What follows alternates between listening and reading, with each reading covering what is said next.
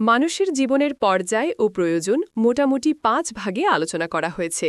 দোলনা থেকে কবর পর্যন্ত মানুষকে অসংখ্য কাজ করতে হয়, আর প্রত্যেক কাজ সুন্দরভাবে সমাধানের জন্য মানুষের নানা জিনিসের প্রয়োজন হয়। এই প্রয়োজনগুলো সময়, ব্যক্তি, সমাজ ইত্যাদি বিষয়ের উপর নির্ভর করে। বিজ্ঞানীরা নানা সময়ে এটা নিয়ে গবেষণা করে নিশ্চিত করে জানার চেষ্টা করেছেন মানুষের কখন কোনটা দরকার।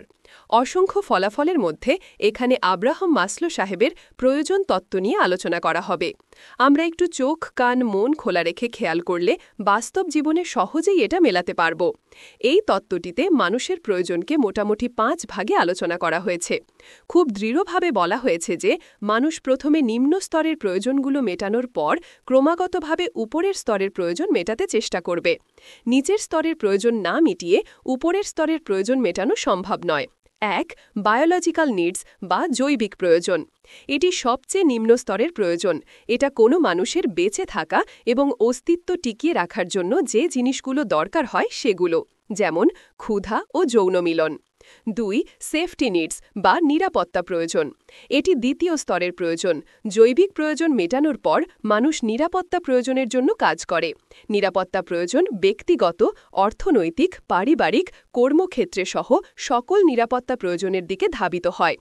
৩. সোশ্যাল নিডস বা সামাজিক প্রয়োজন। এটি তৃতীয় স্তরের প্রয়োজন। নিচের ২ স্তর যাদের পূর্ণ হবে তারা সামাজিক সম্পর্ক, পরিবার, সমাজ, পারিপার্শ্বিক পরিবেশের সাথে নিজেকে মানিয়ে নেওয়া, সম্পর্ক তৈরি করা, সামাজিক বিভিন্ন কাজে যুক্ত হয়ে প্রভাব বিস্তার করার চেষ্টা করবে। ৪. সেলফ এস্টিম নিডস বা আত্মসম্মান প্রয়োজন। এটা চতুর্থ স্তরের প্রয়োজন। নিচের ৩ স্তর পূর্ণ হওয়ার পর মানুষ এই স্তরের প্রয়োজন মেটানোর জন্য চেষ্টা করেন।